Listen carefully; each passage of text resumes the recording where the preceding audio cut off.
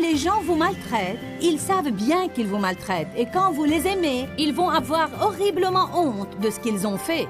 Restez avec nous dans Jouissez de votre vie.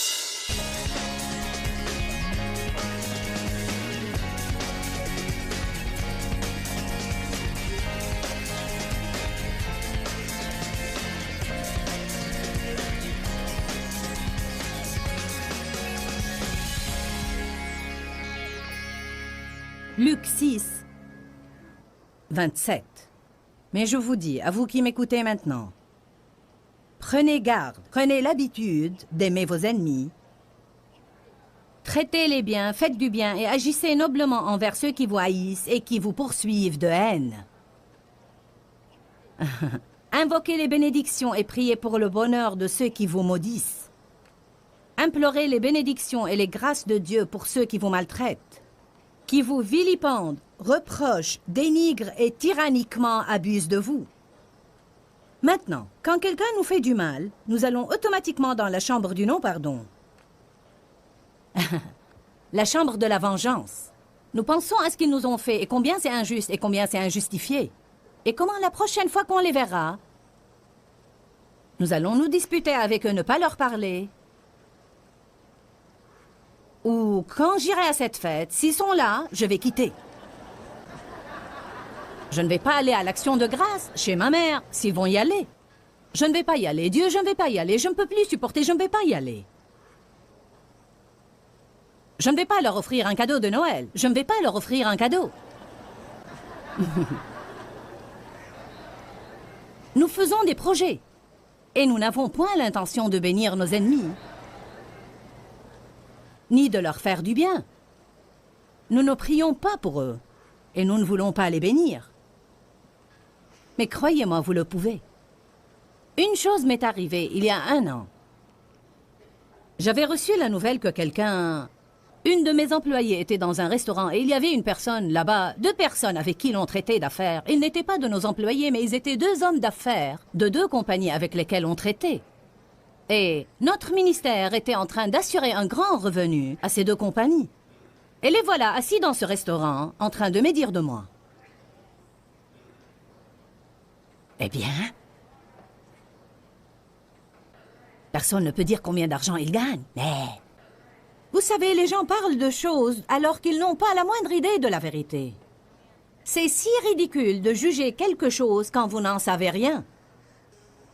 Et savez-vous quelle en est la cause? La forteresse de l'orgueil. La forteresse de l'orgueil s'empare de nos esprits et nous pousse à juger les choses et à penser que nous les connaissons bien que nous n'en connaissions rien. Et si nous croyons savoir quelque chose, nous ne voulons rien entendre de personne. Nous ne voulons rien apprendre. Nous allons parler de la forteresse de l'orgueil avant que cette série ne prenne fin, car c'est un problème majeur dans notre façon de penser. Vous avez l'air innocent. Savez-vous pourquoi? Parce que l'orgueil se cache. Toute personne qui l'a ne pense pas qu'elle l'a, parce qu'il est trop orgueilleux pour l'admettre. Par conséquent, je vais vous indiquer les symptômes de l'orgueil. Et peut-être allez-vous reconnaître vos symptômes et finir par reconnaître votre orgueil.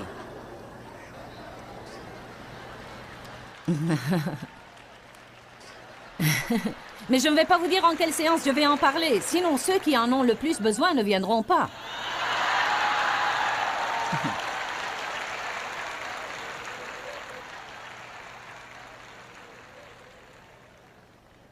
Revenons à nos moutons. Ils étaient en train de parler de ces choses dont ils ne savaient rien et ils me jugeaient. Mon employée s'est énervée, elle est revenue furieuse. Contre eux, bien sûr. Elle nous a informés car elle a cru que peut-être nous devrions faire quelque chose. Eh bien, croyez-moi, je me suis couchée cette nuit-là et j'ai commencé à planifier. Alors je disais, j'étais couchée dans mon lit. Je ne parlais pas, je pensais, ça suffit. Je vais les appeler, oui, je vais les convoquer, et je vais leur dire, mon employé vous a entendu dire cela, et je ne vais plus traiter avec vous, et si vous pensez que je vais traiter avec vous, je vais appeler vos supérieurs. Je vais, et je vais, et je vais, et je vais. Et je sentais que j'avais tout à fait raison. Que j'étais justifiée dans les actions que je me proposais de prendre, parce que ce qu'ils ont fait était injuste, et j'avais le droit de faire ce que j'allais faire.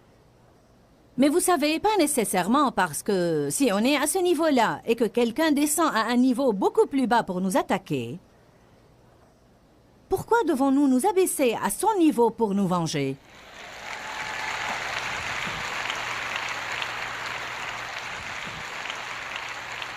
Voyez-vous, nous nous disons sur le coup, eh bien, c'est bien trop dur. Mais il faut penser différemment. Si c'est ce que Dieu me demande de faire, je peux le faire. Eh bien, au milieu de la nuit, je me suis réveillée et... Vous savez, vous vous réveillez, c'est comme un enregistreur qui était en pause. L'avez-vous jamais remarqué? N'est-ce pas étonnant comment vous pouvez vous réveiller et immédiatement, tout reprend? Quand je me suis réveillée, tout a recommencé. Je vais faire ceci et je vais faire cela et quelque chose d'autre. Je suis revenue au lit et le Saint-Esprit m'a parlé. Il m'a dit, tu ne vas rien faire. Ce que tu vas faire, c'est leur envoyer des cadeaux. Et tu vas leur dire combien tu apprécies leur bon travail. Et je vais vous dire une chose. Après avoir prêché ce sujet pour tant d'années, c'était la première fois que je faisais ça. C'est bien plus facile de l'écouter et même de le prêcher que de le faire. Et quand j'ai entendu Dieu me le dire, la joie du Seigneur a envahi mon âme et j'ai pensé que c'était la chose la plus drôle. J'ai pensé, maintenant, ça va être drôle. Voyez-vous, la Bible dit, vous surmontez le mal par le bien. Vous surmontez le mal par le bien. Vous ne pouvez pas surmonter le mal par le mal. Vous devez surmonter le mal par le bien. Mais écoutez-moi, rien dans vos sentiments ne va vous pousser à faire ça. Votre esprit ne va pas automatiquement vouloir bénir un de vos ennemis. Alors savez-vous ce que vous devez faire? Vous devez penser de la sorte exprès. Vous pouvez vous pousser à penser exprès. Nous n'avons pas le droit de penser à tout ce qui nous passe par la tête. Et nous ne sommes pas obligés d'attendre qu'une bonne idée vienne à nous. Nous pouvons penser à de bonnes choses exprès. Vous pouvez avoir un ennemi et penser, d'accord Dieu, j'ai compris.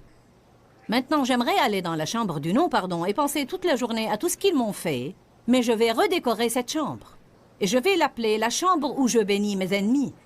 Et dorénavant, quand quelqu'un me fera du mal, je vais aller dans cette chambre pour penser, mais je ne vais pas penser comme j'en avais l'habitude. Je vais m'asseoir et penser, d'accord, comment pourrais-je les bénir? Que pourrais-je faire, Dieu, pour montrer au diable qu'il ne va pas m'affaiblir et me terrasser par ses attaques? Dieu pourrait juste vous dire, priez. Il pourrait dire, ne racontez ça à personne. Ne ruinez pas leur réputation en racontant à tout le monde ce qu'ils vous ont fait. Mais nous aimons faire ça, n'est-ce pas? Dans ce cas, Dieu m'a dit de leur envoyer un cadeau. Mais vous savez, ça pourrait ne pas être toujours sage. Ça pourrait ne pas être toujours le cours d'action à suivre parce qu'il se peut que quelqu'un interprète cette action mal. Et vous savez, même s'en servir contre vous, vous devez être guidé par l'esprit. Mais même quand vous priez pour vos ennemis, vous les bénissez. Et l'idée vous vient, eh bien, je ne veux pas prier qu'ils soient bénis, car je ne veux pas qu'ils le soient. Mais ne vous inquiétez pas, Dieu ne va pas bénir vos ennemis avec des choses avant de les bénir avec quelques révélations.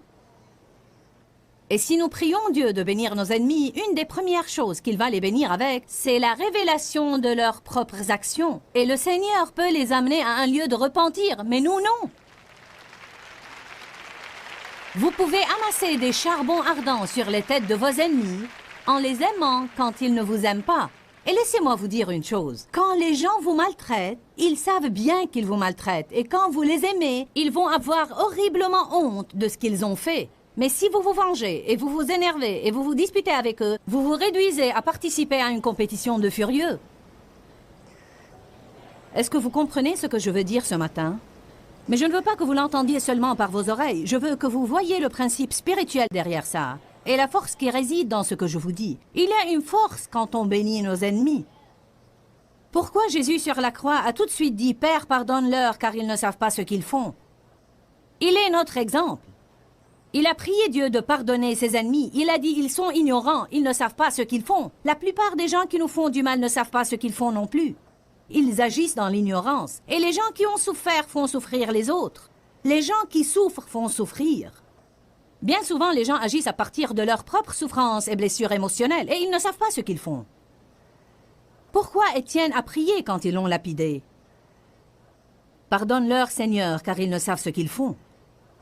Pourquoi croyez-vous que Moïse, immédiatement, tomba sur sa face et pria pour Aaron et pour Myriam quand ils disaient du mal de lui? C'était sa première réaction automatique. N'allez pas me dire que Moïse s'est comporté de cette façon par hasard. Il a dû choisir de penser de la façon dont nous sommes en train de parler. Comment pensez-vous que Joseph a dit immédiatement à ses frères qu'il avait jeté dans une fosse et qu'ils l'ont vendu en esclave? Soyez sans crainte, je vous pardonne, je ne suis pas à la place de Dieu. Le mal que vous m'avez médité, Dieu l'a changé pour mon bien. Je vais m'occuper de vous et de vos enfants. Alors, voyez-vous, ce n'est pas quelque chose que j'invente ce matin, c'est partout dans la parole de Dieu. Si nous voulons avoir les victoires que ces gens ont eues, alors nous devons faire ce qu'ils ont fait. Et quand Jésus a dit « Suivez-moi », il voulait dire « Suivez mes principes ». Lisez la Bible, voyez ce qui est écrit dedans sur la façon de vivre et faites ce que j'ai dit et vous allez avoir les résultats que j'ai dit que vous allez avoir.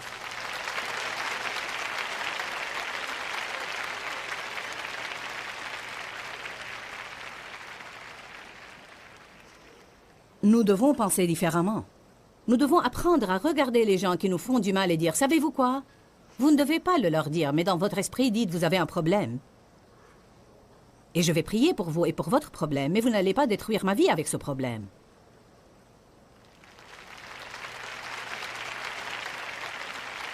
Vous devez regarder ces gens qui vous volent votre joie. Vous devez les regarder et penser « Savez-vous quoi? J'ai voulu toute ma vie que vous soyez heureux. Et je réalise finalement que vous ne voulez pas être heureux. Alors j'ai décidé maintenant que je ne veux pas être malheureux parce que vous voulez être malheureux. Votre malheur ne va pas voler mon bonheur. Je vais être heureux. Je vais avoir de la joie et je vais l'avoir dans le Seigneur. Et j'espère qu'un jour vous allez faire comme moi. Je vais prier pour que vous fassiez comme moi et que vous ayez la joie du Seigneur, mais vous n'allez pas voler la mienne. Allez, vous devez commencer à faire de meilleurs projets. Peut-être vivez-vous avec un grognon que vous regardez 25 fois par jour et pensez « Tu voles ma joie, tu voles ma joie, tu voles ma joie. Je ne peux pas te supporter, tu voles ma joie. Je ne pense pas pouvoir vivre avec toi plus longtemps. Dieu, je ne peux plus supporter ça. C'est bien trop dur, Dieu. »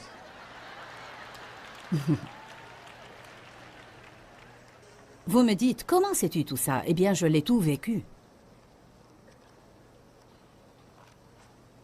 Les gens me harcèlent parfois pour ne pas avoir un tas de diplômes officiels.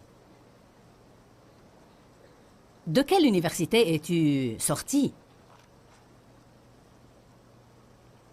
J'ai été à l'école du Saint-Esprit, merci beaucoup.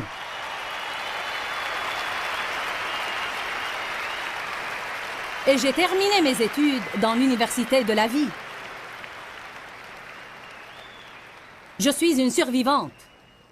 Survivante victorieuse.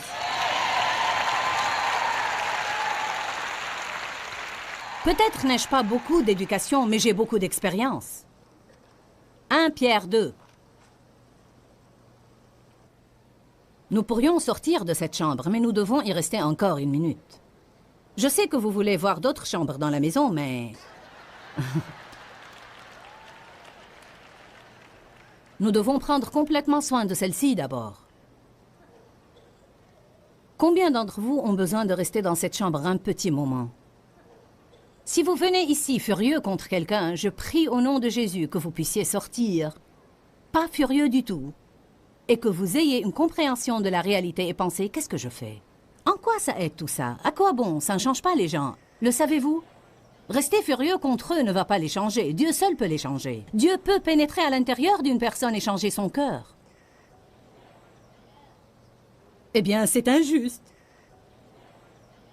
Et qui a dit que la vie était juste? 1 Pierre 2, 23, à propos de Jésus. Quand il était dénigré et injurié, il ne dénigrait ni injuriait en revanche.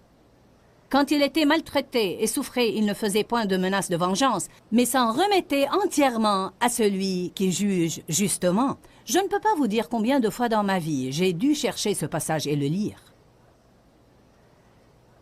Chaque fois que quelqu'un me faisait du mal, ou quand je m'énervais à cause de Dave, ou à cause d'un de mes enfants, ou quand je sentais que quelqu'un a été injuste envers moi, que de fois j'ai dû chercher ce passage. Vous savez, Quand vous sentez que vos émotions vous poussent jusqu'au point de l'effondrement, réfugiez-vous dans la parole de Dieu. Quand vous vous blessez, vous avez tout genre de remèdes que vous pouvez utiliser, peut-être un pansement ou quelques pommades tropicales ou une pilule pour la douleur ou autre. La parole de Dieu est le remède de nos âmes.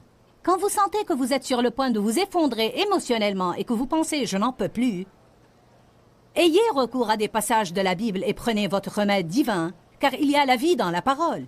Quand Jésus était maltraité, il n'a pas maltraité les gens en revanche. Qu'a-t-il fait? Il s'en est remis entièrement et il a remis la situation en entier à Dieu, qui juge justement. Que de fois, avec les dents serrées et les larmes chaudes, j'ai dû dire « D'accord Dieu, je choisis de te faire confiance. » Je ne sais pas pourquoi ceci est arrivé, je ne sais pas pourquoi les gens se permettent de traiter les gens de cette façon. Je ne comprends pas, Seigneur. J'essaie juste d'aider les gens. Mais je te fais confiance. Et je crois que tu vas établir la justice et que tu vas me justifier. Et j'ai vu Dieu faire beaucoup de choses merveilleuses dans ma vie. Dieu peut faire en une seconde ce qui ne peut être accompli en 25 ans de travail laborieux.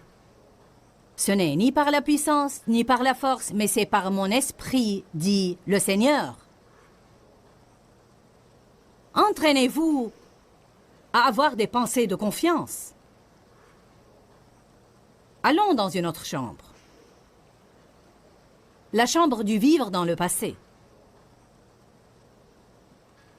Ah, vraiment, nous y passons du temps, n'est-ce pas?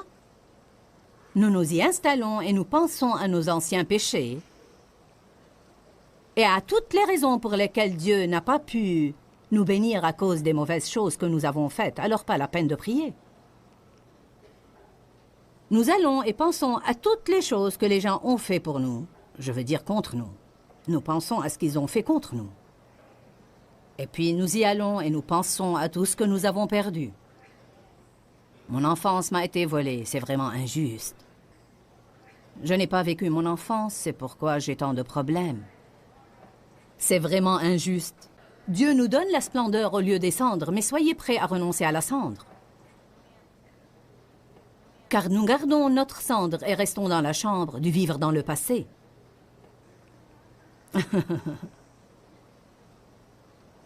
C'est comme lorsque certains ont incinéré quelqu'un et puis ils gardent la cendre parce qu'elle leur rappelle cette personne. Vous savez comment.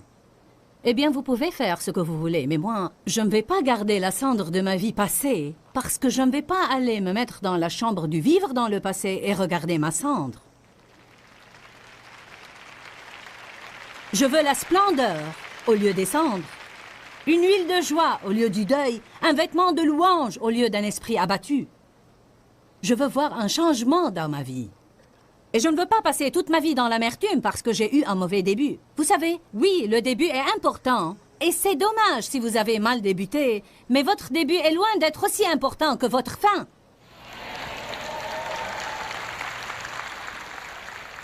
Combien d'entre vous ont décidé d'avoir une bonne fin? Nous avons tous un passé. Il n'y a personne ici qui n'a pas de passé. Mais le passé est appelé le passé parce qu'il est passé.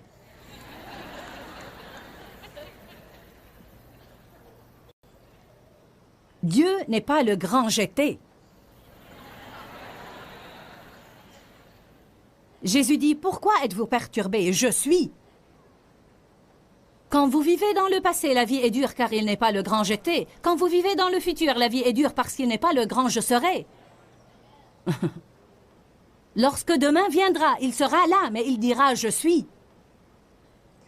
Vous ne pouvez pas aller vous mettre dans la chambre du passé et méditer sur le grand jeté.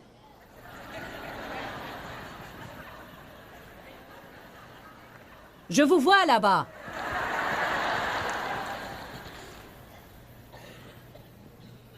Vous devez prendre garde de ne pas penser aux victoires du passé. Car parfois, vous pensez aux choses qui sont arrivées dans le passé, et ainsi, vous n'êtes jamais satisfait avec tout ce qui se passe maintenant. Eh bien, je me rappelle quand... Amen. Je me rappelle la victoire que j'ai remportée il y a 10 ans. Ou n'importe, vous savez. Je peux être ici aujourd'hui et penser à la conférence des femmes qui a eu lieu en octobre dernier et être déçue de la présente réunion. Car j'avais 16 000 femmes et plus et nous avons déchiqueté le diable. L'Esprit de Dieu agissait différemment que dans cette conférence. Savez-vous ce que j'ai découvert? L'onction n'est pas la même partout. Et vous ne pouvez pas mettre Dieu dans une petite boîte. Dieu est Dieu. Et il ne vit pas dans une boîte. Et si vous essayez de le garder dans une boîte, alors vous allez être toujours déçus. Combien d'entre vous comprennent ça? Vous savez, vous ne pouvez pas revenir à ce que vous n'avez pas aimé et revenir à ce que vous avez aimé. Vous devez vous rendre compte qu'ils sont révolus. Je ne vais jamais avoir la même réunion, mais j'espère avoir une réunion plus importante. Je ne voudrais pas une aussi bonne que l'autre, je voudrais une meilleure. Mais je suis heureuse de ce qui se passe ici aujourd'hui, car le grand je suis est là. Et tout ce qu'il fait aujourd'hui est évidemment ce dont on a besoin aujourd'hui, et c'est important pour aujourd'hui. Je n'ai pas à revenir à ce qui était, je peux être heureuse aujourd'hui. Beaucoup de gens ne savent pas apprécier le moment où ils sont. Ils ont un but déterminé et ils ne vont apprécier que ce qui aura lieu après, quand je prendrai ma retraite, quand les enfants finiront l'école.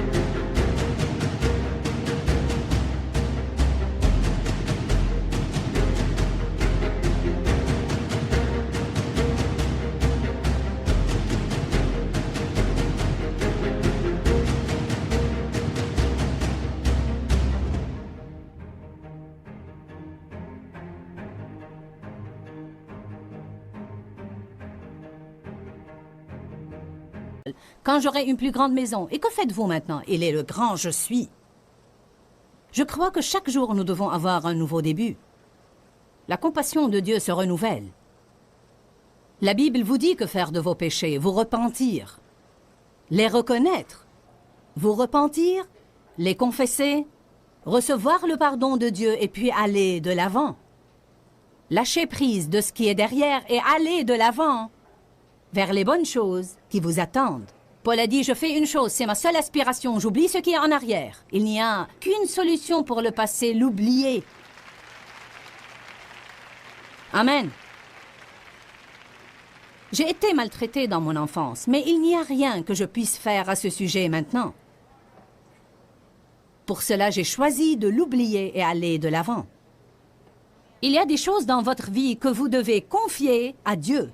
Vous devez les confier à Dieu et vous devez décider de ne pas passer votre vie à essayer de comprendre le pourquoi derrière tous les coins.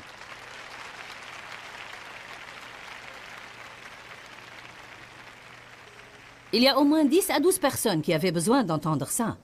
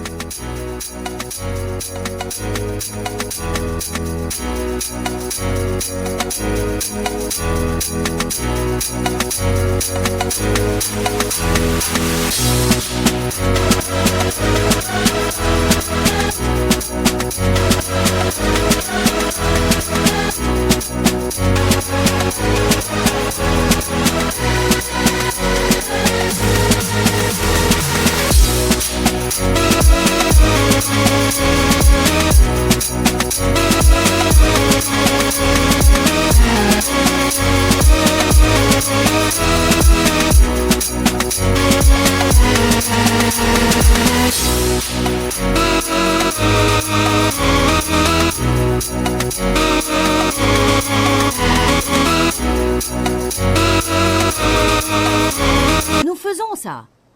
Pourquoi l'abus des enfants existe? Je ne sais pas.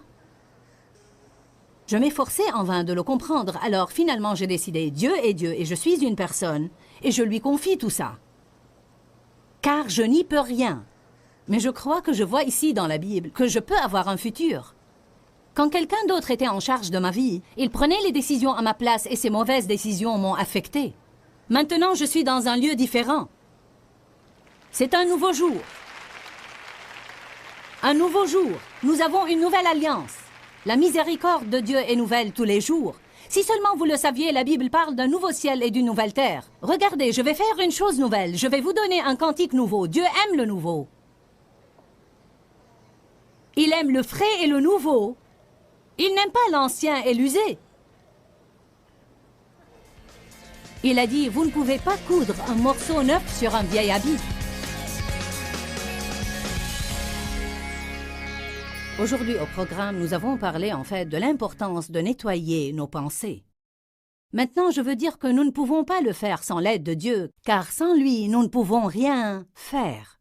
La Bible nous enseigne dans 2 Corinthiens chapitre 10 que nous devons renverser les imaginations erronées et renverser toute hauteur qui s'élève contre la véritable connaissance de Dieu. Cela nous apprend que nous devons penser à ce que nous pensons et que nous devons être responsables de nos pensées, vraiment responsables de nos pensées, et que nous ne devons pas penser à tout ce qui nous passe par la tête. Quand, Seigneur, quand? Dans ce livret, Joyce Meyer vous apprend à faire confiance au temps de Dieu. Pour obtenir ce livret gratuitement, écrivez-nous à Joyce Meyer, boîte postale 40095-6300, Larnaca, Chypre. Ou bien visitez notre site web www.joycemeyer.org/fr.